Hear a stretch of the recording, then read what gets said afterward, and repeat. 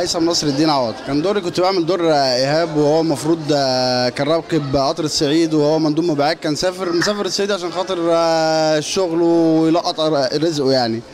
فالقطر حصل فيه حريقه والمفروض ان هم ماتوا يعني. كان معاهم في المشرحه ومثلت دور المدرس في قصه حياه حتحوت وهو بيحكيها، المدرس والمدرسه. انا بقالي تقريبا دلوقتي 10 سنين بمثل. اصعب مشهد قابلني هو بتاع النهارده بتاع المدرسه.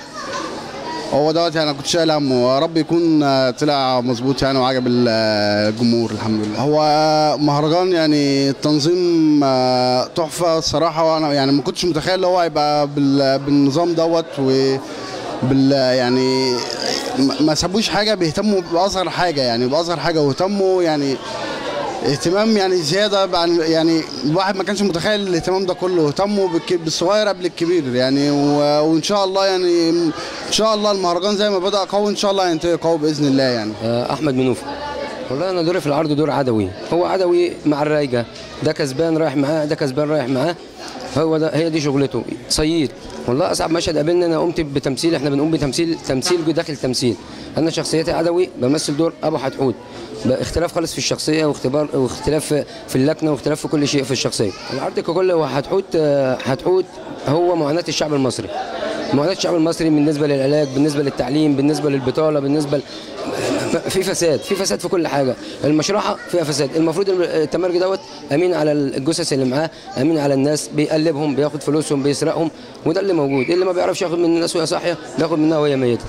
أنا دينا عبد الرحمن. والله هو دور أم أشرف أول ما خدته وقريته حسيت إنها ست طيبة قوي على سجيتها، يعني ست مصرية كده زي أمي وأم ناس كتير قوي، ما تفرقش حاجة عنهم، كل همها في الدنيا إنها تعيش مستورة وتعيش حياة كريمة، بتحلم بغسالة أوتوماتيك وشايلة همها. بس يعني هي دي أم أشرف، حاجة ست بسيطة جدا، وهي اتبهدلت رايحه تجيب جمعيه من ولاد عمها عشان خاطر تكمل اقساط الغساله بتاعتها زي اي حد، زي 3/4 الشعب المصري او لو ما كانش كله يعني. وماتت واتسرقت واتبهدلت، وحتى يعني ما اتكرمتش وهي ميته. هي دي ام اشرف يعني. ايمن الشرقاوي، مخرج عرض حتحوت لما تموت. فكره العرض كاخراج يعني هي اتغيرت اكتر من مره واتغيرت كتير جدا، لكن احنا رسينا في الاخر على ان احنا نركز على المشاكل الاجتماعيه كفرقه عموما، وخدنا ان احنا في عروضنا كلها هتكون عروض اجتماعيه. فبدانا بعرض حتحوت اللي هو بيناقش يمكن كذا حاجه في حاجه واحده، مشكله التعليم، مشكله الصحه، مشكله التعامل النفسي مع البني ادم لمجرد ان اسمه كذا او شكله كذا او عامل كذا. بدانا نفكر في الكلام ده كله ازاي ممكن يتعمل، فاخترنا العرض بتاع حتحوت تاليف دكتور ياسر بدوي الكاتب العظيم جدا اللي هو ابونا كلنا يعتبر. والحمد لله ربنا وفقنا ان احنا قدرنا نلم مجموعه شباب كويسه جدا. يمكن العرض اللي انتم شفتوه دوت في ناس كتيره جدا، مفيش غير 2 بس او 3 بالظبط هم اللي مثلوا قبل كده، والناس كلها اول مره. فالحمد لله رب العالمين ربنا وفقنا ان العرض يطلع بالصوره ديت وبالشكل دوت. حتى المغنيين كان اول مره يعملوا غنى على قدام ناس، او الملحن اول مره يلحن نوع الرباعيات. فالحمد لله ربنا وفقنا ان تقريبا كلنا، حتى انا بالنسبه لي، حتى ده بالنسبه لي يبقى اول عرض كبير بخرجه. انا دايما بخرج عروض نص ساعه، ساعه الا تلت، ساعه الا ربع، لكن كعرض جراند ده اول عرض كبير بالنسبه لي اخرجه. عروض مسرح شارع اللي هي بتبقى تلت ساعه ربع ساعه برده ده اول عرض كبير اخرجه ليا. فالحمد لله رب العالمين الناس مبسوطه، بغض النظر ان الواحد ان شاء الله ربنا كرمنا وكسبنا في المهرجان او ما توفقناش، فهي تجربه كويسه لينا كمشاركه وبدايه كويسه لينا كفرقه، ان ده اول عرض للفرقه. وان شاء الله ربنا، احنا نتمنى طبعا ربنا يوفقنا، لكن احنا شايفين ان احنا واصلين عند الناس بدرجه كويسه جدا لحد دلوقتي. هدف العرض ان احنا عايزين نقول للناس مش كل حاجه، بالذات بعد الثوره، مش كل عروضنا تقول ثوره، مش كل عروضنا تتكلم عن الثوره. لا يا جماعه، تعالوا نبص لاخلاقنا، لعيوبنا احنا، ايه اللي عايز يتعدل عندنا، ايه اللي احنا عايزين نتكلم فيه، حتى لو مش هنخش فيه قوي. يعني احنا بنتكلم التعليم في مشهد 5 دقائق، الصحه في مشهد 1.5 دقيقة، الحب في مشهد بسيط، حتى طريقه الانسان في الحب ازاي تبقى، ازاي تحب، ازاي تطلب ان انا عايز اتعلم صح، عايز اخش المستشفى واتعالج صح، ازاي الدكتور يوافق على حاجه غلط، ازاي الحبيبه تسيب حبيبها عشان اسمه مش عاجبها.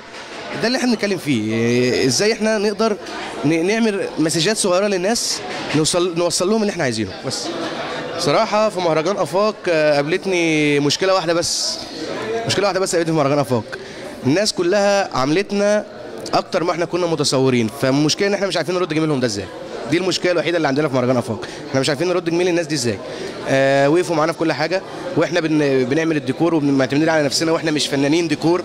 اتعمل في وقت زمني بسيط جدا لان هم اللي عملوه لنا بسرعه. وبجد اتمنى ان المهرجان تفضل مسيرته ماشيه وتفضل الفرق الحره شغاله وتقدم فنها الحر. حادث أليم وقع على طريق السكك الحديديه بالعياط اثر اصطدام القطار بعنزه شارده. ناس قالت حمار وناس قالت جاموسه وناس قالت ناموسه وقفت على وش السواق فما شافش السكه كويس. فيعمل ايه؟ وقد صرح مصدر مسؤول انه غير مسؤول عن ذلك الحادث او تلك الجاموسه او هذه الجاموسه. وتريد وزاره الصحه بالاخوه المواطنين الذهاب الى ثلاجه الموتى للتعرف على الجثث التي لم يتم التعرف عليها بالتاكيد. وربنا ما يقطع لكم معاش. هنا القاهره.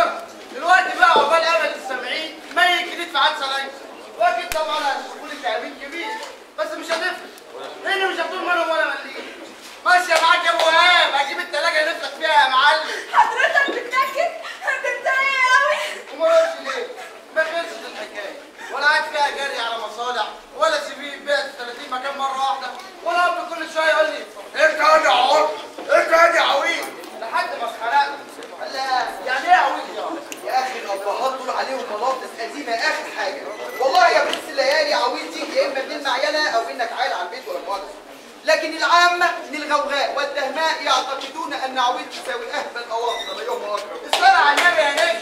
هو أنت مدرس عربي في الشهر بره وبعيد تفهم بقك، بس الصراحة السيد الوالد رحمه الله ما سابش في قاموس الشتائم المحترمة والغير المحترمة لفظ إلا وجربها العقل ده الغلبان. فتلاقيني كده زي ما تقول خبرة. اسم الكلام. اسم الخبرة إيه بقى؟ ها؟ لازم يعني؟ هو يا أصبر ده. اسمك ايه عشان نعرف نتكلم مع بعض؟ يا سيدي ما تفرقش كتير. كلنا هنقابل وجه كريم. مش ممكن اللي بيحصل ده. هتعرفوا بتتسامروا وناسين اللي انا فياصل. انا مش قادر اصدق. منك لله يا عدو الزفت. لو فيها رخامه يعني مين عدو ده؟ الحيوان المنفص هناك ده. لا من غير غلط. المعفن ده. هو اللي ودينا الغلط مع عامة الناس. قال ايه؟ عشان الم اصوات. ولمين؟ وعويل وبعدين ما تلم انت نفسك مالكش دعوه بيا. يا عم انا كلمتك. ما انت بقى عدو الكلب. خبرك ايه يا فخري بيه؟ وفين؟ تقول هنا. بقول لك ايه؟ ومن غير بيه كمان. بقول لك ايه يا فخري؟ انت هنا زيك ما هو فيش اخويا ميت عاده وميت الحصانه كله هنا ميت. يا بنت بختك يا ام اشرف. يا بنت بختك يا ام اشرف. لا حول ولا قوه الا بالله.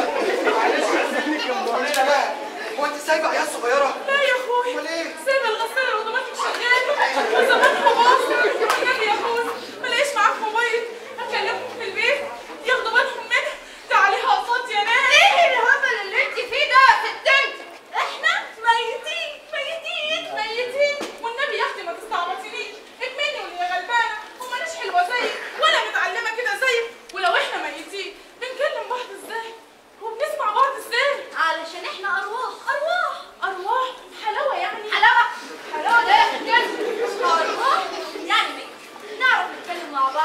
بعض هودينا مستنيين اهالينا تيجي تتعرف على جثثنا وبعد كده كل واحد فينا هيروح على مداخل الاسره بتاعته وخلصت الحكايه بقى رسالة دي اللي بتفكري فيها. الله، طب ما انت حلوه اهو وبتعرفي تتكلمي ها؟ امال لفيت عليا ليه بقى في الاول؟ بحاول احترم نفسي، ده احنا داخلين على ايام سودة. والله يكون في بالك يا انس. على فكره بقى اللون الاسود ده في الاخر موت هو اللون الساي. فكرك يعني واد زي الواد فخري هتكون نهايته ايه؟ فوشيا. انت مالك انت؟ وبعدين بعون الله، بعون الله. اشمعنى اخضر يعني؟ ده بقى لون الحزب يا انسه. الرندا، الرندا، ايوه العايق. بابا هو حضرتك رند العايق استعفان لسه يا ابني. وانت بقى كنت رايبه القتل ليه؟ رايحه تغطي انتخابات؟ انتخابات؟ انتخابات ايه يا راجل انت؟ الانتخابات دي مهما تغطيها بتفضل عريانه برضه. مصلحة السكة الحديد دفعت لي علشان اشوف بنفسي التطور اللي عملوه على وزارة الصعيد. اهي دي بقى احلى من الاولانيه. يمين بالله دي زمن الموت زي الفل. فخري بيه النائب الميت الموقر غندهاني، الصحفيه الميته اللامعه، والمرحوم عدوي بتاع الانتخابات، والمغفور ده مؤاخذة ربة البيت السكارة، نهايه بالمسخره، والسيد الميت المبجل هتفوت شحاته هتفوت. مين يا حالتها؟ هتفوت شحاته هتفوت. هتفوت؟ ده اسم ده ولا مسمى بتاعك تتصل على 0900؟ يا بقى اهو عشان كده مش عايز اقول على اسمك. يا عم اقعد يا عم، اسمك ده تقول فوقك والترجمه تنزل على صدرك. عارفين اهم حاجه في الموضوع دي الواحد اخير يدير نفس من الهم الازل اللي كان عايشه.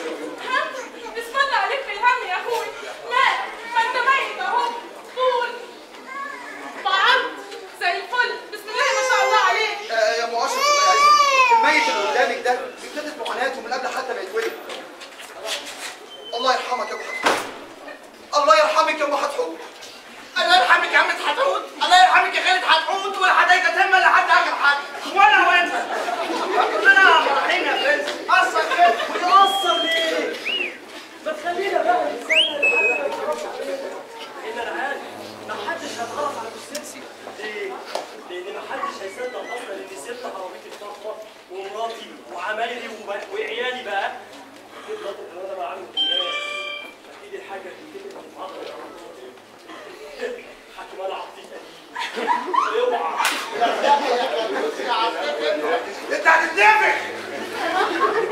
انا ما بقدرش احوش نفسي من سماع القصص المثيره. حكم المهنه بقى. قولي يا استاذ عطاوس. حتحوت يا ست هانم مش هتحوت يا ست هانم مش هتحوت. السلام عليك يا اخوي. اللي اسمعك يا اخوي انت بتقول كده يقول ان هتحطي كركه ومش مفهوم، وان هتحطي بتاعتك دي ليها معنى، مع ان بقى هتحطي لها عطا عطيه عطوه، لكن هتحطي بتاعتك دي ملهاش معنى واسع. هي حتحوت فعلا ملهاش معنى صحيح، لكن ليها مغزى وسبب، وان عرف السبب بطل العجب. كيف بالله عليك يا ابن الله؟ ايه يا غلام؟ ازل عنا اللبس والالتباس. التباس؟ قال ايه هو الالتباس ده؟ يكونش لا بقول لك ايه، احترم نفسك وراعي معاك ستات في المتعه دي، وميتين مش ميتين كل واحد حر في التباس. اما يمين بالله لا هو كده الالتباس يسيبوه كده عادي. متخيل واحد ده ما وصلش الالتباس ده. والله انت عرفتش تقولي لي وصل الالتباس ده. طب عموما حقك عليا. لا ايه يا غلام؟ ازل عنا سوء الفهم. زي ما قلت لكم بالظبط انا مأساتي ابتدت حتى من قبل ما اتولد. طب دقيقة واحدة كده اعمل لك موسيقى تصويرية. جاي لك يا دنيا وشايل بالهموم يا والهم حلفني والدنيا دوامة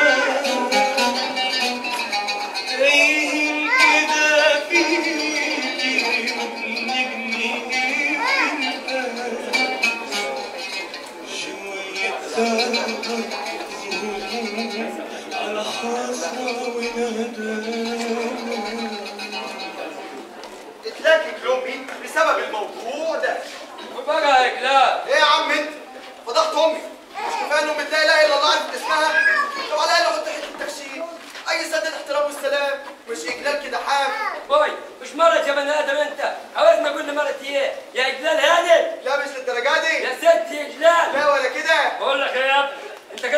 دخلت قلبي معاك من اولها، انا المفروض ما اقولهاش غير انت يا وليه. كده انت اندمجت وجبت ابويا بالظبط. شغال يا معلم. شوف يا وليه انت، بقى العيل اللي في بطنك ده هو العيل السابق. يمين بالله لو مات اكون متجوز عليك البنت سعاد بنت عبد الله الكرفان اللي ساكنه في شارع المعز لدين الله. يا لهوي، وانا مالي يا اخوي؟ ذنبي ايه؟ هو انا يعني اللي مموتهم؟ ثم اشمعنى يعني البنت سعاد بنت عبد الله الكرفان؟ اصلها جامده قوي يا وليه، وبتمشي في الشارع ملعلطه كده ملعلطه. وانت تعرفها منين؟ لا انا ما اعرفهاش، ده في ناس ولاد حلال هم اللي قالوا لي عليها. والناس دول الله يخرب بيوتهم زي ما هم عايزين يخربوا بيتي. ما قالكش انها متطلقه؟ قالوا لي، بس انا بقى ما بيهمنيش. وما قالكش كمان انها متطلقه عشان ما بتخلفش؟ برضه قالوا لي، بس انا بقى ما بيهمنيش. ما تهمكش الخلفه؟ امال مسود عشتي ليه وعايز تتجوز عليا البنت سعاد؟ جامده قوي يا جلال. هو انا نحترم نفسنا بقى. انت شفتيها يا وليه؟ هي سعاد دي كانت حلوه للدرجه دي؟ وانا ايش عرفني؟ هو انا كنت اتولدت، بس الناس الكبار كانوا بيقولوا انها كانت اطعم واحلى وارق خلق الله. والسيد الوالد ده كان دبور يعني؟ دبور ده كان زمان، ده كده بس جبار. ده كان افتت واغلس واقصر خلق الله. ده ما حدش حكيهولي، ده انا عشرت بنفسي. يا ساتر يا ساتر، هو ابوك راح؟ يوه من زمان، الله يرحمه. لا ما اقصدش، ما هي قصدي بتروح لها؟ لا سعاد هي اللي جت. جت لابوك؟ لا جت لامي. نعم يا اخويا. جت لامي عشان تبارك لها لما خلفتني. حنشلها السلام، حنشلها السلام. بركة تمشي بخير يا حبيبتي. شنشي حلك بقى وخدي بالك من عيالك المرات. الله يبارك فيك ويعوض عليك ويبعد عنك ولاد الحرام وخرابين البيوت وخطافين الرجاله. انا فاهمه يا اختي انت عايزه تقولي ايه وعذراء، لكن يمين بالله شهر ما فيش على الارض راجل جوزك ما اختشاه. ليه يا حبيبتي؟ ماله جوزي هيبقوا ايه؟ قولي بنتوا ايه؟ حطوا فيه غير عيوب. هبالك انت الشبه الوحيد بين جوزك والرجاله. شنب يا اختي عاجبني، بس بعيدي انت عنه. انا اشرب سيرفيفان وكانه وصلات ولا خدش من عين على عينه جوزه. يمشي بس هو اللي غاوي دماغ ابويا ويقول له ما يصحش تقعد متشلقش. ليه تاني؟ وحش. انا ابويا من عينه يجوزني ويرفض مني، عشان كده انا ما ياخدش بايدي. يا اختي لو كان على كده انا لا استخسر فيكي لا ايدي ولا رجلي ولا اي حته انت عايزاها. ده انا كليه بنت خاله زي كده ما بتعيش لهاش غلفه. سالت الناس اللي بتفهم في الحكايه دي قالوا لها يا تسمي الوجه اسم ملخفت يا اما تلبسيه لبس بنات وهو يعيب. اسم ملخفت؟ امال نقي اسم مقرف ومعفن ويسد شناف. خلاص هسميها على اسم ابوك. لا شحاته شهعات، خليه مثلا جعلي. يا اختي ده اسمه ولا خضار؟ بلاش شماش. يا اختي الشر بره وبعيد. دلوقتي هي اسم ملخفت والسلام. لا يا اختي كله اللاده بقى انا هتسقفني بايدي واجيب له اسم يرضيه طول عمره. يا حبيبتي يا اما هو شاف. الله يسامحك يا اما، انت عامله تعمليها بدراك يا اما. خلاص بقى يا راجل شد حيلك، كل ده عشان امك سميتك على اسم جدك. هي كان عندها اختيارين، ايه هم؟ يا اما كانت بتسميني اسم ملخفت يا اما تلبسني لبس بنات. طب احمد ربنا بقى اني سميتك اسم ملخفين وما لبستكش لبس بنات وفستان وحلق. يا راجل يبقى شكلك مسخره. هي فاكره ان اسم جدي ده مش ملخفت، لبست الاثنين الفستان والحلق. لا الاسم ملخفت ولبس بنات. ويا عايزين بقى يا فاكر يا اخوي العيال في حتتنا سفله سفاله راضعين رساله وقله ادب. يا عم اديك عشت اهو ومعاناه ابوك محمود عياله خلصت. ده صحيح، بس ابتدت معاناتي معانا من ناحيه. ليه تاني يا عم النحس؟ شوف يا برنس، ابويا كان مستني العاده انه كويس عشان يبر في يمينه ويروح يتجوز سعاد. اسبوع 2 3 عايش وزي القرد، شهر 2 3 برضه شغال. بقى يخش على امي يقول لها خلاص لسه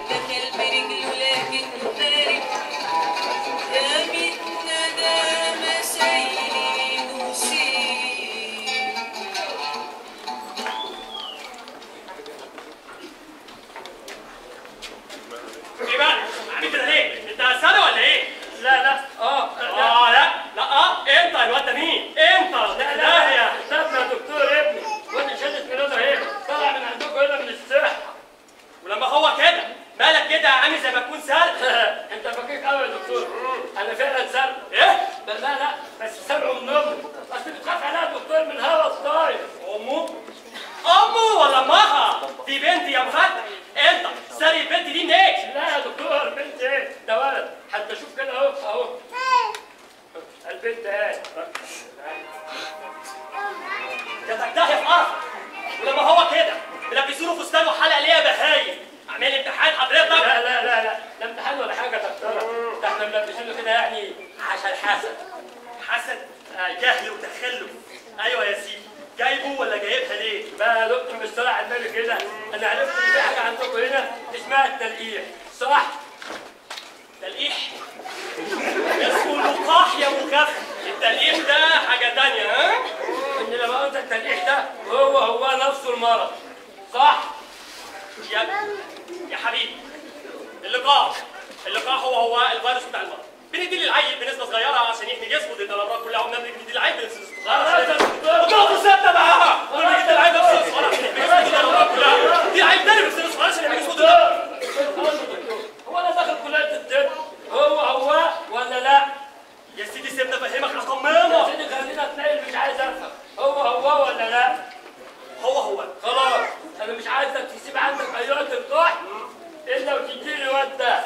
الله يسامحك يابا، كده برضه يا عم شحاته؟ ده نبتك ضناب تعمل فيها العمله السوداء دي؟ الشهاده لله يا حسن يا اخويا، انت ابن واقع، ابوك ده اوطى من موسى على البلاط بقى عشان يتجوز الحته الطريه. حتحتك الحتحته دي يا ريت احترم والله يا واطي، يا ريت احترم نفسنا بقى، ده مكان ابويا برضه حقك، بس ده ما يمنعش انه واطي. المهم احمد ربنا اللي هو انجدك منه بكام، وبدل ما يموتك يموتك اهو خلاك زي الفل اهو. شوف يا ابي يا اخويا، قليل البخت يقعد له الكلب في المولد، يسيب خلق الله كلها اللي في المولد ويقعد له هو في. طب وانت ايه اللي وداك المولد؟ اما انك عايز صحيح يا معلم. المولد ايه يا جدع؟ مش انت اللي بتقول يا سيدي؟ بقول لك بس انا بقول لك الموضوع التدريب ده جه فوق دماغي ازاي؟ شوف يا برنس، على ايامنا ما كانش فيه الحقن البلاستيك دي، كانت حقنه معدن تخينه كده وبابره واحده وتغير، وكانوا بيحطوها في كاسه مدفونه كده مليانه ميه مصديه، ومن دراع لدراع وعملنا لا علينا. ده غير المشط الصغير ده يشرط في دراعك يشرط في دراعك. القصد انا رحت الوحده الصحيه عشان التدريب السليم، خرجت منها عندي التهاب كبد وباين وجود الخلل والارقسيا وحساسيه سطر مزمنه. ايوه كلب ايه ومولد ايه؟ قصدك تقول المنحوس تقوم عليه الحرب وهو بيستحمى ويخش عليه الاعداء وهو بيستحمى؟ لا عيب. ويكتشف ما هو كده بلبوظ وهو في الحمام بيستحمى. لا انت قليل الادب بقى. ويرحلوا على سجن ابو غريب وهو بيستحمى. انا عايز استحمى. لا عليك يا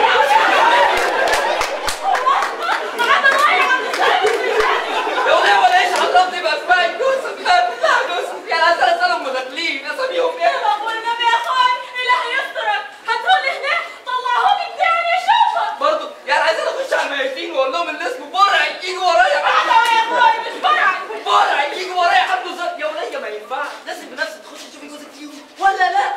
خش يا اخويا يلا هات جوزك. ارميها ورا. بنتين عليك. ولدي صارت فين؟ تعال.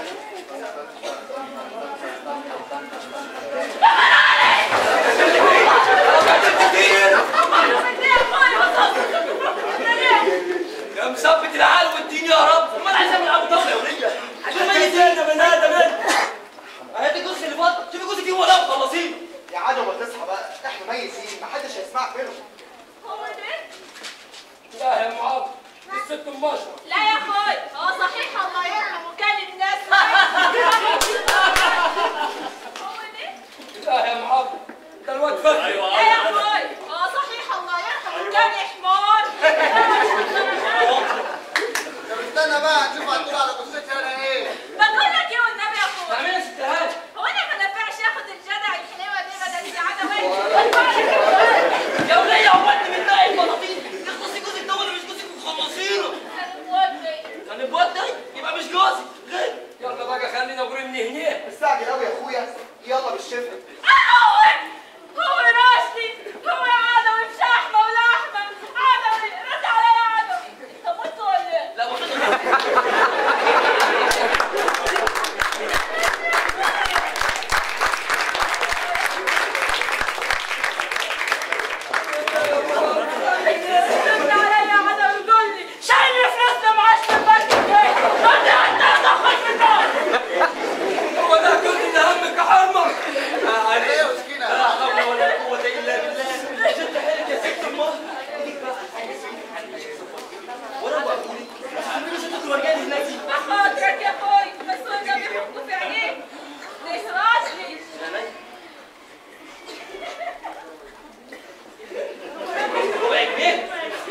كمان مخروم يعني مدربان وقعان ومبهدله امي عشان خاطر ربع جنيه وكمان مخروم.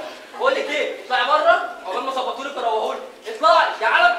انا ماشيه يا عدوي، انا ماشيه يا اخوي، مش هتقولي اللي فلوسين. يلا يا بنتنا ادفع فيها. عاوزين اقول لك بدل 40,000 يا بنتنا. عيب يا عدوي، تيجي عدوي هنا الالفاظ دي عيب ما تنالش هنا. امشي اطلع بره. تفارقني والفراق صعب عليا مش عليك ومهما شفت منك لكني برضو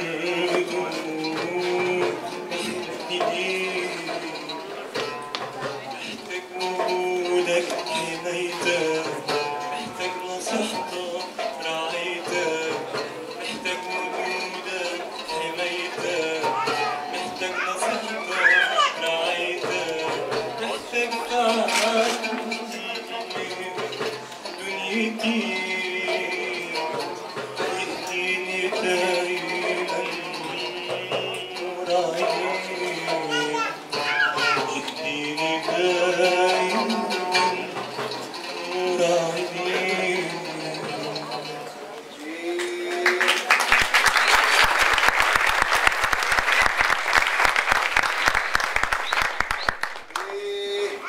الله يرحمك يا عدوي، والله هتوحشني.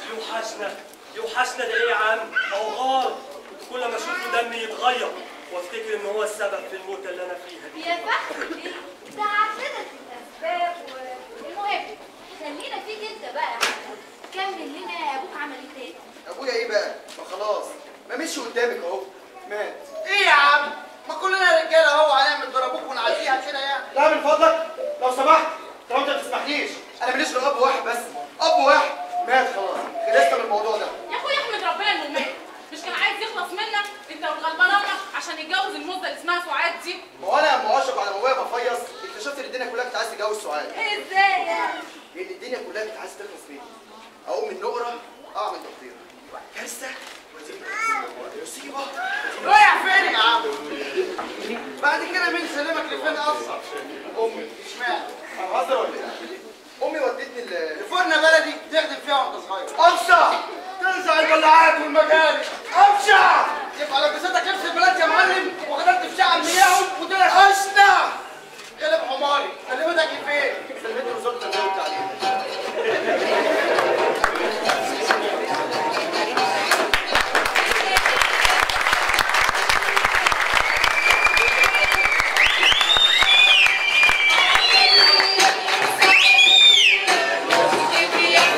ولا يتبع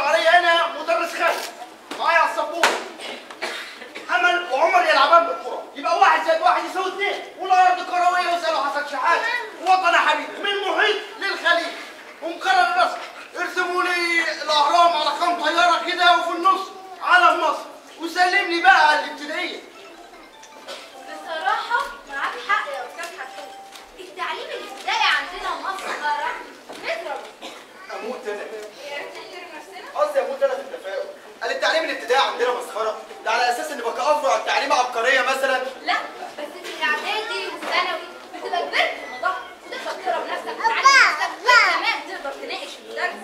تناقش؟ هو احنا عندنا مدرسين بتتناقش؟ ولا احنا اصلا عندنا مدرسين؟ ما كلهم اهم عيال سباكين افواجيه زي ما بترسم. من فضلك نحن في الحكومه لا نعلو جهدا في دعوه تدعيم العمليات التعليميه برمتها، ولنا من مبادرات ذات الايادي البيضاء على الاساتذه والمدرسين الكثير والكثير من العمليات التي تتمام في الحزب. كفايه يا اساتذه مبادره الكادر المباركه التي ساعدت المدرسين الاكفاء على تغطيتهم واداء واجبهم. يا العدل. ايوه حلوه تريقتهم دي، ومن باب النحس يا صحبه الخير انا خلصت الابتدائيه من هنا، وبرضه هو كمان اترقى من هنا، وبقى هو مدرس المرحله الاعداديه.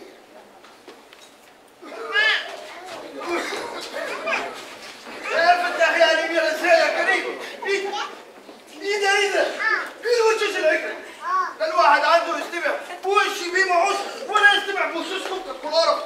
انا عارف انا اللي منع تدريسي، انا اساسا بكره مدرسين. شوفوا بقى يا ولد الدين من اولها كده عشان نبقى متفقين.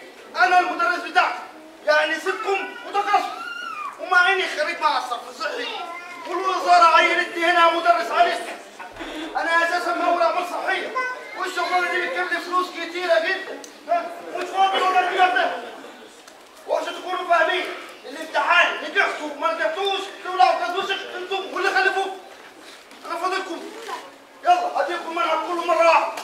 معايا السبوره A B C D E F وبقيه الحروف هتعرفوها في الدرس الخصوصي، واللي مش هياخد درس خصوصي او مجموعه على ما هيقف عند ايه.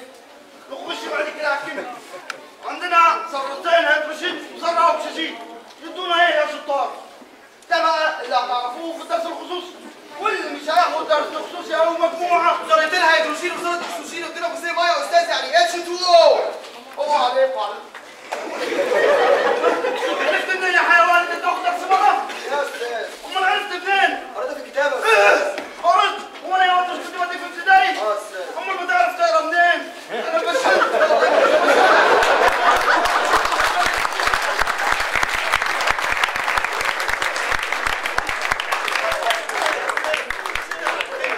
خدتي مهندس سيدنا جايه دي وقول عليك في الاجازه. غلط يا شطار، الاجازه دي معموله لله مش للعالم. كل وقت كل وادم قوم معايا درس خصوصي عشان تنجح وتفهم وتجيب الطابع اللي انت خدتك ده. لا يعني يا استاذ زي الناس يا كيمياء. وانت خدتك قال لك نوع الميه دي ايه؟ مش ممكن تكون ميه وسخه، ميه مجاري مثلا او ميه فكر او حتى ترسي. قوم معايا درس خصوصي عشان تفهم. يلا روحوا شوفوا يا شطار، اللي فيكم مسكين معهوش ثمن الدرس الخصوصي ما يشيلش ابدا. ب 20 جنيه بس في الحصه وموقف. والمدرسه هنا عامله مجموعه تقويه قانون عشان اللي ما قدرش ياخد درس خصوصي يبقى ياخد فيها. دي الحصه كام يا استاذ؟ 25 خش بعد كده على الكريم. وبعد رحيل الملك فاروق عمر دعا اول رئيس جمهوري وهو الرئيس الراحل جمال عبد الناصر. وبقيه التاريخ هتعرفوا في الدرس الخصوصي. وفي الدرس الخصوصي يا استاذ هتنقل عن الاستاذ محمد نجيب. مين يا ولد نجيب؟ اللواء محمد نجيب اول رئيس جمهوريه مصر. خليك كده ورا ابن خالتك لحد ما يبوظ مستقبلك. انا نجيب هات انت يا اخويا هيتكسر. معلمونا في معهد الصرف الصحي قالوا لنا جمال عبد الناصر، وفي الكتاب مكتوب جمال عبد الناصر. انا كنت ناوي اسامحك، المره دي ما فيهاش مسامحه. يا استاذ ايه لعي الجزمه؟ ايه لعي الجزمه؟ ايه لعي الجزمه؟ يا ابني الجزمه.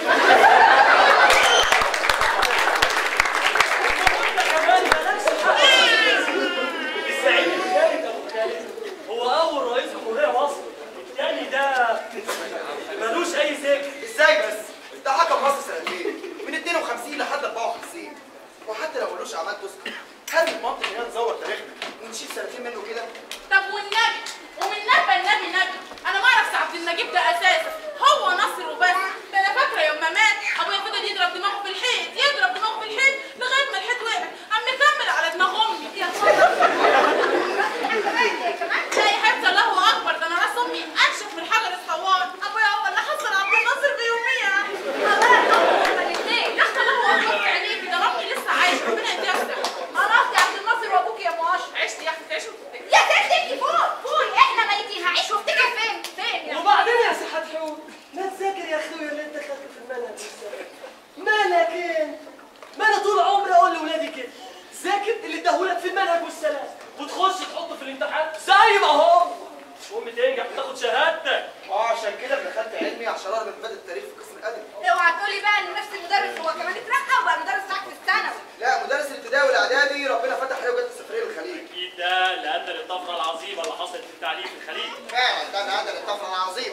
بدليل هو اشتغل في مولات السباكه.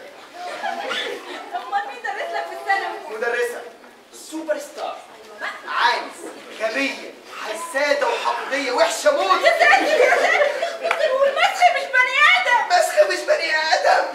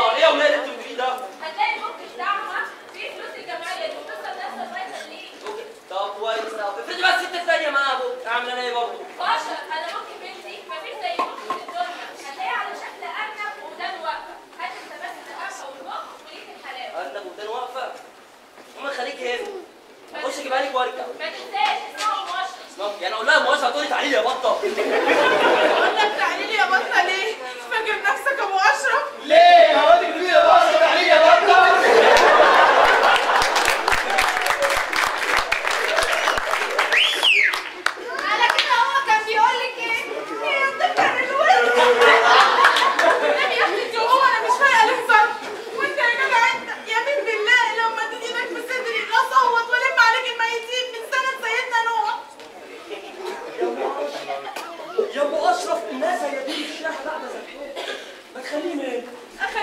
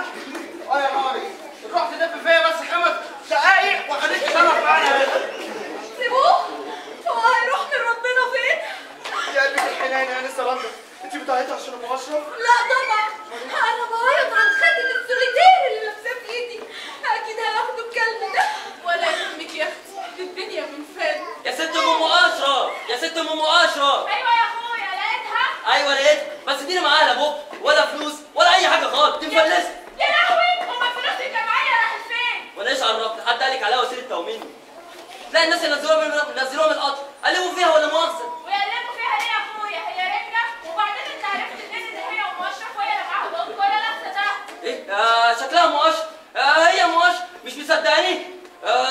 خش تلاجة الميتين وسط كل الميتين. لا ما اقدرش اخش يا اخويا. انا اخش ايه؟ طب هقول لك يبقى خديها ولو ما طلعتش هي يبقى رجعيها ما يجراش حاجه يعني. امر لله. تعالى يا ولد تعالى يا حنين ربنا يصبر لك.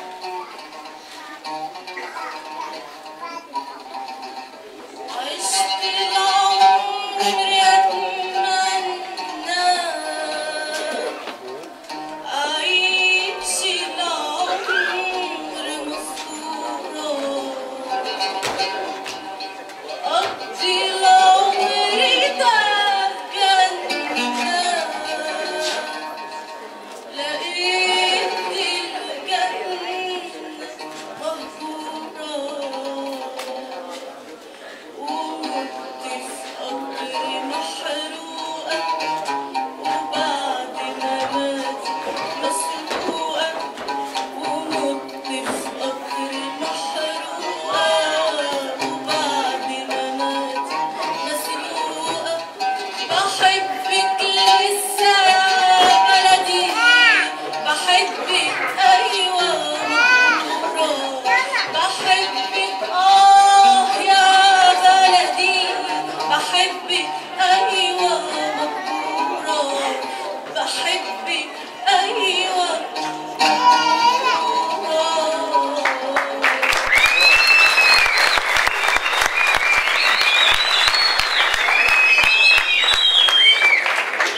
الله يرحمك يا امه. يا حبوب خدامك يا امه وهي تفرق يعني امي يا اساس ده الباقي والمكسر ملهاش حل. يا سيدي الحي يبقى بالبيت. ده انا اسمها اللي حي يعني. مش قصدي يا حزبوط، انا قصدي كملنا بقيت حكايتك. مش انا وانا في الثانويه دخلت عيدنا عشان اعرف ان احنا مزور تقريبا ده اللي حصل. التنسيق بقى ودانا جامعه المنصوره كليه الاداب قسم التاريخ. قسم التاريخ نقلك على ابشع قسم في الدنيا. قسم الفلسفه ابشع. قسم السياسه اشنع. قسم الاقتصاد افظع. قصرت لك الكلمتين بتوع كل مره. خلص بقى. سلمت للحب. ايه؟ الحب يا غالي.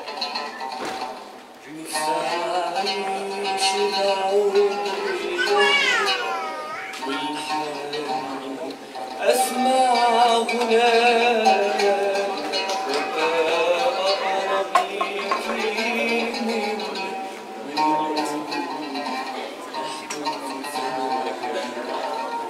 سأكون منك وليكي مستجمد عمري بيكي مشيت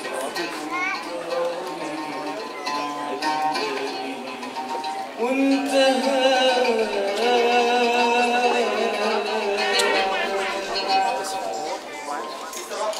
انا مش عارف اقول لك ايه. الكلام كله طار من العقل. الكلام كله بيسيبني على لساني زي ما صورتك بتطير ملام من عيني. وانت كمان. انا لما كتبت لك في كشكولك اني عايز اقابلك وانت هزتي لي دماغك كده انا كنت هطير من الفرح. وانا كمان. انا متلخبط ومش عارف اقول اي حاجه. وانا كمان. انت اجمل بنت في الكليه كلها. وانت كمان.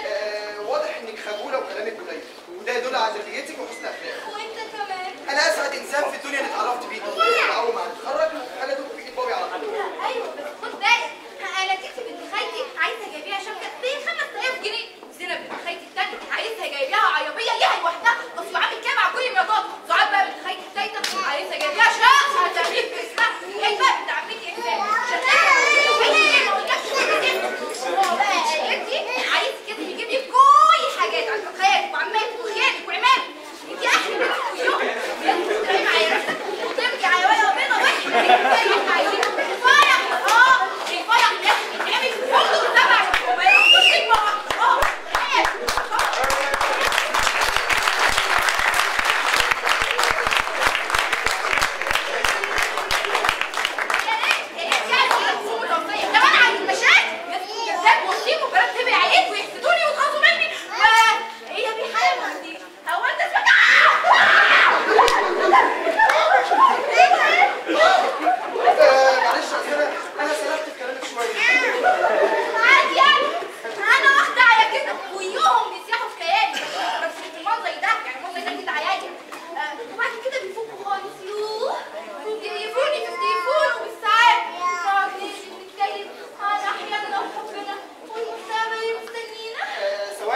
هو مين دول اللي بيكلموكوا وبعد كده بيفوقوا؟ اصحابي، ما انا اصلي اصحابي. يمين بالله ما انت مكمله.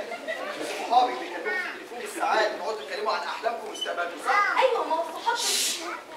صحابك البنات بيكلموكوا عن احلامكم ومستقبلكم صح؟ بنات ايه صحابي؟ لا طبعا انا اصلي صحابي الولاد يعني تامي وعمرو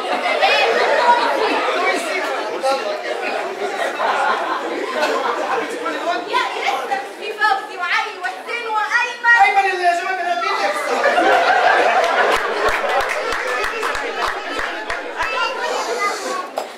انت وبنتي يا حبيبي بس واحده مننا شدني يعني صحي على مستقبلي يعني مثلا يحبوه وما يقدرش يريح يعني لازم يعني يكون يحشي من الاول يعني. دي واحده يا جماعه نقطه نظام. الحب مالوش دعوه بالماده خالص. الماده اول ما تخش البلاد الحب فيها من الشباك وانا حبيته ومش هقدر استغنى عنه. هو انا مش طيبه كل ده؟ انا كل اللي طيبات دي ناية في اسمي. معقول احس واحد وانا مش عايزه اسمي؟ يعني لما اني عايشه احلى حبي احلى بس الحب. صحابي هم عشان هم عجبوا الام بس اكس على كده. بصي يا حبيبتي بلاش حكايه اسمي. الغموض يضفي روعه الحب. يعني بالنسبه لي حواء في نقطه فانا بالنسبه لي هدف في الحب. يوه وانا اوجع قلبي معاك ليه يا سياده؟ كنت كشكوي وانا اخد كشكوي كشكوي هيعيا أميرة فعلا اسم على المسمى. أميرة حبي أنا. ايه ده بقى؟ كاتب اسمك على الكشكوي مش راضيه؟ لا قصد الحكاية يعني ايه؟ هتاوت؟ انا عايزه اعرف ايه الغموض ده؟ اسمك على الكشكوي كاتبه بيوجع غريبه او يكتب فرعوني عشان محدش يعرفه يعني. لا يا حبيبتي اسمي ولا فيه ولا هو غريبة ولا فرعوني ولا حاجة. أنا فعلا اسمي كده. كده ايه؟ انا مش عارفه اياه. حتحوت. مين؟ حتحوت شحاتة حتحوت. أنا قلت لك إيه؟ مش أنت اللي أصلي تعرفي اسمي؟ استحملي بقى. يعني أنا بعد ما يفض تاني أو مكتب في كيف صايح إيه القرف ده؟ أمير سيد ما يعشي ده تزوج من حنحوت شبانة حنحوت. اسمي حتحوت شحاتة حتحوت. قولي ورايا. طيب شبانة طيب. وحياة أمي لا تقوليها. حتحوت شحاتة حتحوت. اتيهي واحدة خايف. صوت ماما الواحد ما بيختارش اسمه. أنا اتولدت باسمي كده. أعمل إيه دلوقتي؟ بس واحدة تقدر تضيع حياتها.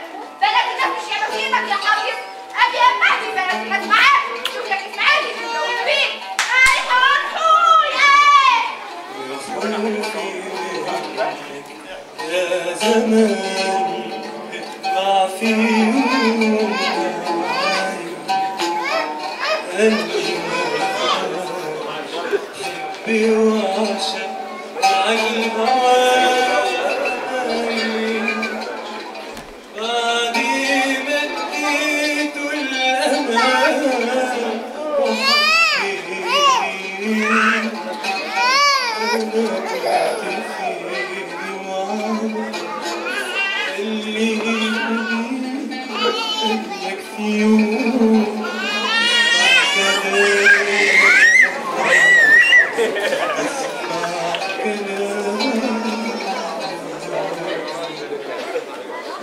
ده يا جماعة كان أول وآخر قلم أخدته في جبتي.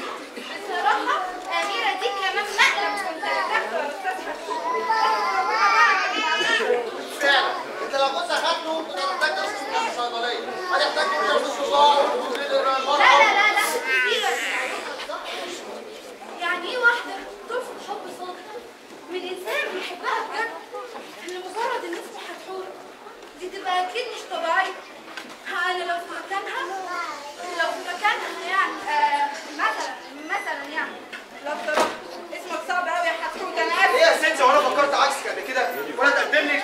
أنا من ساعتها ولا زهقت من البنات. ليه يا عم؟ دول أكتر من هم على القلب، أكتر من كبد على الفكر، أكتر من حتة على الحب، أكتر من أي حاجة أنت عايزاها يا ست. ما تحترم نفسك بقى. هم لو يبقى ينططك أنت كمان. ما تقلقوش أنا من ساعتها قررت ده يا ابني قرار حقيقي. النسوان يا راجل ما يجيش من وراه وجع القلب والقرف. اشمعنى ده بقى؟ ما شغلتنيش ها ولا إيه؟ هيا أستاذ حتحوت بعد ما قررت تفتكر حياتك ودنيتك. دنيتي وحياتي قرروا ما يتفقوش ليه؟ ليه تاني يا عم النحس؟ أنا في حالي من سكن الطلبة اللي في قلب الحرم الجامعي ومن الكلية لسكن الطلبة. الجامعة بقى كان فيها طيارين. طيار إصلاحي متجدد يدعو للحريات والعدالة الاجتماعية والإصلاح، وتيار متمسك بالعداله والتقاليد القديمه. ولا يبيح حمار سياسي، لا ليا في ده ولا في ده. هو ده الجيل اللي بتصنعه، جيل حمار سياسه طبعا. في حمار بره. طلعت مظاهره من ناحيه سكن الطلبه يقودها اخونا المتزمت، ومن ناحيه الكليه طلعت مظاهره ثانيه تقودها اختنا بتاعت الحريات. حلو الكلام، وبعدين؟ لا مش حلو. انا بقى اتزنقت. انا عارف اروح سكن الطلبه اللي يحسبوني على المتزمتين، وانا عارف اروح الكليه اللي يحسبوني على بتوع الحريات. كان لازم في الحاله دي تروح لحرس الجامعه وتكتب تقرير مفصل عن دول وعن دول. ما كانش ينفع برضه اكون مقبل على زمايلي. ليه؟ لان السته كان حمار زي ما قلت لك قبل كده. امال عملت ايه؟ المظاهرتين قربوا على بعض، والتدافع خلاني شويه ابقى هنا وشويه ابقى هنا. مش فاهمه ازاي يعني؟ الاقي نفسي وسط مظاهره المتزمتين اقوم هاتف معاهم. تسقط الدوله المدنيه، تسقط الرجعيه، الويل الويل العلمانيين الكفره. يوم واحد الدحيح اللي يحس فيها بالمرجله يقوم زايقني على المظاهره الثانيه اقوم هاتف معاهم عشان ما اتضربش. نعم للدوله المدنيه، نعم للمنهج العلمي للتفكير، نحن وراك يا محمد كمال اتاتورك. يخرب بيت اهلك. انت لازم تضربه جوه بالنار. مين يا عم حطوا له الورك ده كمان؟ حطوه ورك ايه؟ هو فرخه؟ محمد كمال اتاتورك بني تركيا الحديثه على اسس العلم. برافو. طب يمين بالله انا اول مره اعرف مين محمد كمال اتاتورك ده. معقوله هتحوت؟ مش بقول لك سيادتك انا حمار زي ما قلت لك قبل كده. يا عم هس بقى على دمك. وبعدين ايه اللي حصل؟ الامن تدخل. ايوه بقى باللي ريقي. والتدخل خلاني شويه ابقى هنا وشويه ابقى هنا. فعملا بنظريه الوسطيه قلت ما بديهاش، اهدي بشعارات الاثنين. المتظاهرين شافوا الامن من هنا وهاتك كفاكيك من هنا، والامن ما لقاش غير عبد الله الغلبان بيهتف بشعارات الاثنين. طيب ده كويس، اكيد الامن تفهم موقفك وسابك. فشر يا انسه، هو احنا عندنا الامن اللي بيمسك حد بيسيبه. فعلا ده اللي حصل. وأضافوا لي التهم تفضيل العداله وتسخين وتقويم المظاهرتين على بعض. لا هات يا اخويا، انت المفروض تخش التاريخ في النحس. الله يهبك. طيب والولد المتزمت والبنت المتحرره اللي كانوا سبب المظاهرات ما بلغتش عنهم؟ في الاول ما بلغتش عنه، قال ايه؟ مجدعه ورجوله، لكن بعد اول شهادتين وقلم قريت باسماء الدفعه كلها. ابوك بيلعب دفعه كلها. ليه يا عم هم فراخ؟ اكيد طبعا قبضوا على دول البنت بس. دول بالذات ما اتقبضش عليهم. ازاي بقى؟ عشان الاخ المتزمت والاخت المتحرره حبوا بعض في المظاهره واتخطبوا، وبقدرة قادر مع الاخ المتزمت شاب كول اخر حاجه لبس سلاسل وحصاته سقط بنطلونه باين والاخت المتحرره تنكبت وثبت التعليم الحرام. فالبوليس لما عمل تحريات ورجع ورقعني العلقه المتينه واضافوا لي تهم تفضيل العداله وتشويه سمعه نشر. انا مش عارف انت لحد دلوقتي ما اتعرضتش ليه؟ وانت ريحت الناس منك يا اخي. حاولت استبدال لكن فشلت، واضافوا لي تهم الزندقه والاغتيال العقلي، وصيفت موسمين في مستشفى المجانين.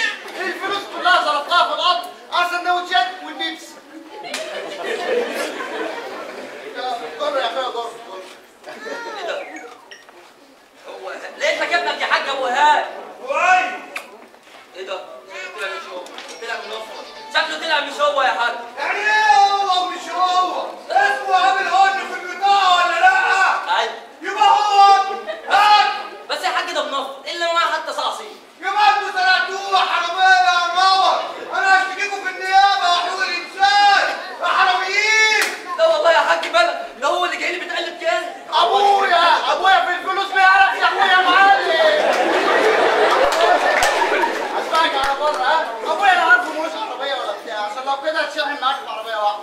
اسم باي. باي يا حاج. انا خايفه قوي يا استاذ حسنوت احسن ياخد الخاتم السلتين.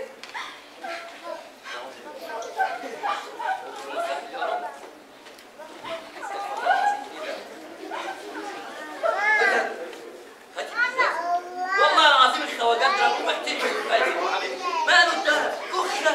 عموما عارف اه الواحد يطلع بره ويبان انه بريء وغلبان. يا مدام بمبادوريا اللي بره.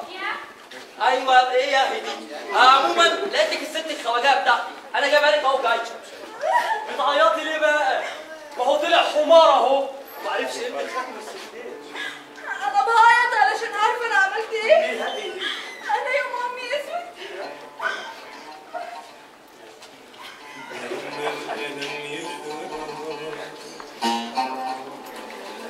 ويسكت عن وجع الغلابة عيبها كلها يشكر لما في الديابة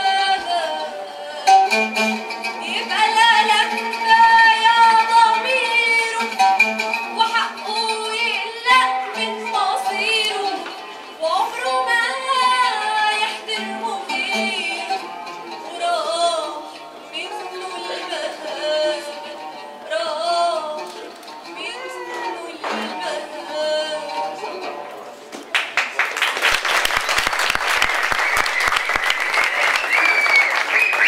فكرك عملت ايه يا استاذ حسنوت؟ يعني هتكون عملت ايه؟ دي صحفيه مشهوره يعني اكيد بقت مهنتها وسلطتها لاصحاب السلطه واللي ينفع اكتر وكله على حساب الحق والناس اللي مالهمش ظهر. ماشي تبيع ضميرها ومهنتها ده عادي انما تفتكر باعت حاجه ثانيه. هو انتوا ليه كده كلكم يا فخري بيه؟ احنا مين يا انت واللي زيك اوسخ بالوساخه ذاتها. طب ليه الغلط ده؟ ده ما بقاش حد معاك هنا غيري، يعني ما حدش هيسمع بقى حكايتك غيري. ما تقلقش هي خلاص قربت تخلص. استاذ حتحوت انت متخرج من الجامعه بقالك كتير. قولوا يجي بقالي 5 6 سنين كده. قضيت منهم سنه في الجيش رغم ان ماليش جيش اصلا. ما عملتش ليه كشف عيله وتثبت انك مالكش جيش. ما حدش صدق اصلا ان في ماليش عيله عشان اعمل لها كشف. عشان اقطع سنه من عمري مش احسن ما اعيش اضيع 3 سنين عشان اكون مستقبلي وحياتي. يا عم واشتغلت ولا لا؟ اشتغل ازاي بس؟ والبلد فيها ناس زيك. مصر يا فخري بيه في هذه المرحله السوداء في تاريخها اللي اتلغى من قاموس كلامها كلمه شغل. ان الناس معينه ابن البيه او الباشا اللي عنده بابا او ممكن يلاقوا له وقت الواسطه بيشتغل وبمرتب عالي العال وابن الاكسلانس شغال اكس مالين ابوه وابن المالتي مليونير لابس السيليه وسايبنا احنا مالتي. وكمان في عينه ثانيه بتلاقي شغل وبتنجح. المنافق المتسلق السقيم الخسيس محتاج الاحناء والبياع اللي بيبيع ابوه مش بعيد كمان يبيع امه واخته. اما الحتحوت المصري غلبان اللي ما يعرف يبيع ولا يواطي قال ايه عايش بشرف الغلط وعاجب. انت هتعمل لي فيها صلاح شاهين؟ اما كنت راكب القطر ومسافر الصعيد تعمل ايه؟ قريت في الجورنال اللي فيه التسويق بيض يا فخري بيه. فقلت في عقلي بالي من بيت المشي تبيع بيض يا قلبي لا تحزن. يا عم ما رحتش ليه مقر حزب عندك في منطقتك وتشرح لهم ظروفك وهم يشغلوه؟ يا خيبك يا فخري اول مره من ساعه ما عرفتك اعرف ان انت ابن دكتور ضحكتني يا راجل. يا ست علي مفيش حد هيتعرف على جوزها جوه قولي لي على وصف جوز حضرتك وانا اخش اجيبهولك. لا انا حالفه ان لازم انا اللي اخش اتعرف على يا نهار اسود دي مروه. وهديك قد لا انت ايه؟ تعالي يا ست هاني تعالي من القنصل. يعني انت برضه ما تساعدنيش يا ابني احنا ميتين. هتخاف من ايه بقى؟ هو ده يا ست هاني؟ لا هو ده هو ده ايه ده؟ هي عملت كده ليه؟ وبتكلم مين دي؟ الو هاي يا رضا بيه ازاي؟ انا الحمد لله كويسه. ايه يا سياده النائب؟ رضا حليم زميلي اصيل يا رضا. فعلا الخبر صحيح مات. انا متاكده. ربنا يخليك ليه يا رضا؟ لا انا اضمن لك ان كل اصوات دايره فخري هتبقى من نصيبك. المهم نصيبنا يبقى يا ابن الكلب يا معفن يا رضا.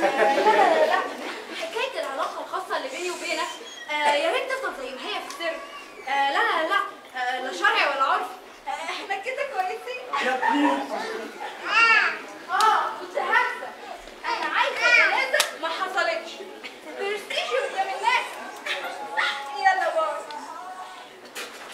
انا مش عارفه انت ليه ما ركبتش قطر محروقه من زمان. يا باي كابوس وغار. يا راجل يا مارك. العمين يا ست هاني. جهزوا وهاتولي على بر. على عيني، انت تؤمريني. على ما الحق اطلع اعيط قدام النت شويه.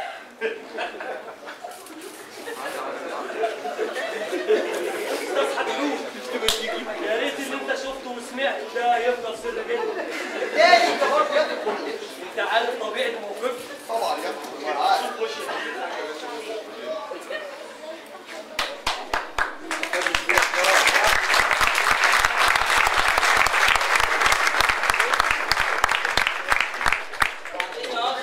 عايز اروح وانت عارفني طول الليل. باين عليك كده بالرايق وجرس وجيت ومحدش طايق اهلك. باين عليك كده اهلك صلى عليك ان قلت في 60 داهيه. كتر خيرك يا ابني والله. تقدر تقول ان الشجره بتاعت عيلتنا مقطوعه من دورها. وبعدين انا عايز اروح. بس انت عارف شهاده بالله يعني الحادثه بتاعتكم دي عملت معايا واجب جابت اخر حاجه. ايه؟ دنيا ناس علاوي لازم تعرف كسبتها. يا سلام. خدوا الحكمه من افواه الحراميه، مش اي حراميه. ده انت العين كمان بتسرق حتى تموت. ده انت هتروح ربنا فين؟ طب قول قول يا اخويا اتحفني. انا هعمل معاك واجب يا عم. انا هكتب لك 3 طرب الصدقه. اول واحد ياخد فيك ثواب. يبقى ادعي بقى. ها ادعي لي. كتر خيرك يا ابني والله. هتطلع النقطه. ايه ده؟ يا اخويا هتخدش هتخد. وده اسم تقابل بيه ربنا. طب يمين بالله انت ما تستاهل حتى طلب الصلاه. انا هدي بيك انت تضرب الكليه صفر. اول واحد يطلع طيب الصحه والسلام.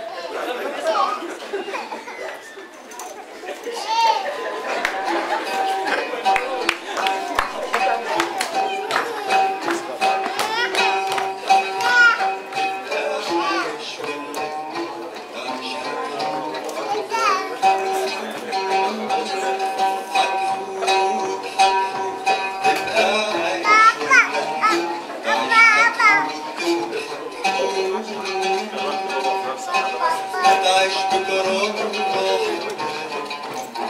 وظيفة غالية ورزق حلال. هتعيش بكرامة وظيفة غالية ورزق حلال. تلاقي عدالة ومهانة محالة. الناري هتعيش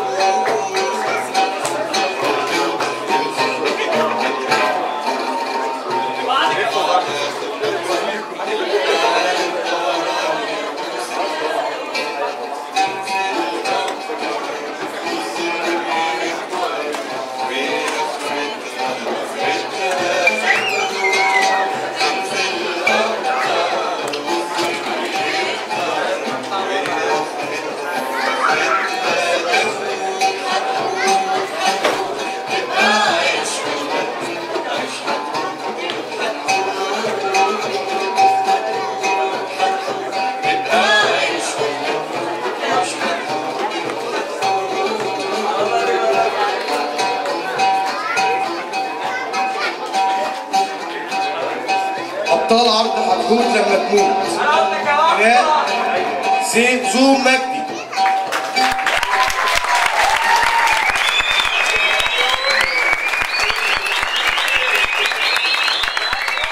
نجيبة جاي.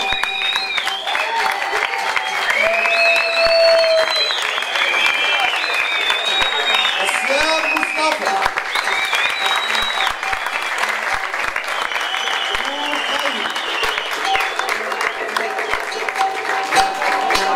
تمثيل سلوى السيد.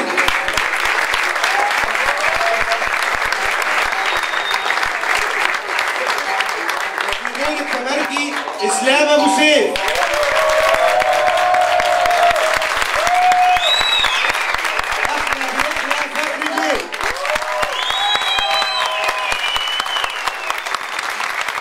جوكر العرض اميره كمال.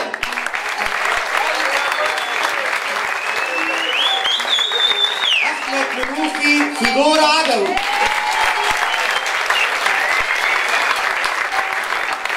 ابن اشرف دينا عبد الرحمن. هيثم مصر الاستاذه ايهاب. والحقوق المفقود محمد مرسي النبوي.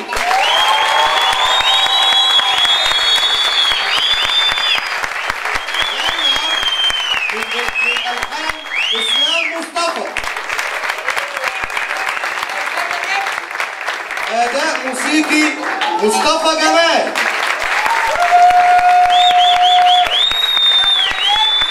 ساعد في الاخراج احمد علاء. محمد الشناوي. مخرج مساعد العرض علي رجائي. مخرج منفذ سهى سالم.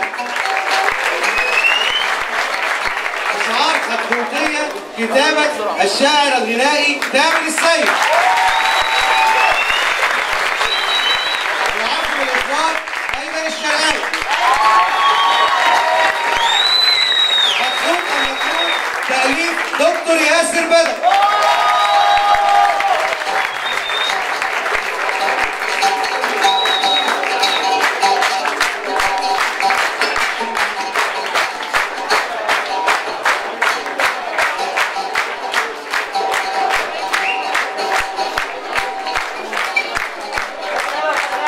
أنا اسمي محمد مرسي، مدير فرقة لمسة المسرحية رقم 1 وأحد مؤسسي فرقة لمسة المسرحية وبطل مسرحية حتحوت لما تموت. كنت بلعب دور حتحوت. أنا دوري ولا تقول صغير قوي ولا تقول كبير قوي، هو دور شامل عموما. كان بتحكي كل قصة حياة حتحوت كلها، بداية من الابتدائي والإعدادي والثانوي، وبداية إن أبوه وأمه كانوا بيتعاملوا مع بعض إزاي وكانوا عايشين مع بعض إزاي، غير بقى مشهد الحب بعد الجامعة، غير المظاهرة، غير اللي كان بيحصل في كل حاجة كانت في حياة حتحوت كانت بتحصل، هو ده اللي اتعمل بالظبط. أصعب مشهد المظاهرة. المظاهرة دي مظاهرة حصلت بين جانب المتزمتين وبين جانب اللي هم الناس اللي عندهم الحريات. عشان افصل بين المظاهرتين طبعا اتمرنت عليها كتير جدا عشان اقدر اوفق بين الاثنين، عشان ادي لكل مظاهره حقها صح، يعني تطلع مني مظاهره صح اكني انا كنت فعلا في المظاهره دي، وواحد ابن حلال يحس فيها لما رجع يقوم زيقني على المظاهره الثانيه او هاتف معاهم عشان ما اتضربش. ده اللي يعني ده اللي ايه الفصل بين المشهد ده والمشهد ده، يعتبر ده اللي تعبني. المشهد برضه بتاع الفينال يعتبر من المشاهد اللي انا بذلت فيها مجهود كتير جدا، وطبعا احمد يحيى طبعا كان معايا في المشهد ده، حاولت اطلع فيه طاقتي كلها فيه، اللي هو دي بصراحه دي كانت الفيناله فعلا بتاعت المسرحيه، يعني دي اساس مسرحيه حتحوت لما تموت. احمد يحيى ابراهيم فخري، عضو مجلس الشعب، تنك قوي، مع انه في البيت مش راجل قوي، مع انه يعني محسس الناس كلها انه حاجه وهو اساسا عمره ما كان حاجه ولا عمره هيبقى حاجه.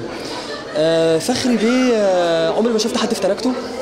حبيت اعيش دور التناكه قوي، ان هو فعلا عضو مجلس الشعب ليه لازم يبقى تنك؟ يعني ليه عضو مجلس الشعب يبقى تنك؟ ليه عضو مجلس الشعب يكبر على الناس وهو اصلا في البيت متهان؟ اصعب المشاهد فكريا ان انا يعني اكون واحد من الحكومه وفي نفس الوقت راجل بعط. يعني انا دلوقتي اتقسمت ل3 مراحل، مرحله عضو مجلس الشعب، مرحله الدكتور، مرحله اللي الراجل مش مسيطر في البيت ومراته بتخونه. المرحله الرابعه ممكن ازودها اللي هي مرحله ان انا راجل عطيت، ان انا راجل ماسك السبحه دي على الفاضي، ان انا راجل داخل بلم اصوات وخلاص، الكلام ده كله. اصعب مرحله فيهم كانت مرحله الدكتور، ان انا انقل من كاركتر لكاركتر، ده كان يعني حاجه مش سهله، خدت مني مجهود قوي. مرحله ان انا ابقى راجل تنيك واعيش التناكه، مع اني في نفس الوقت ممكن انزل مستوايا واعاكس بنت واقفه جنبي. اسمي اسلام ابو سيف، انا عامل دور التمرجي وبطلع الجثث وبسرقهم في نفس الوقت.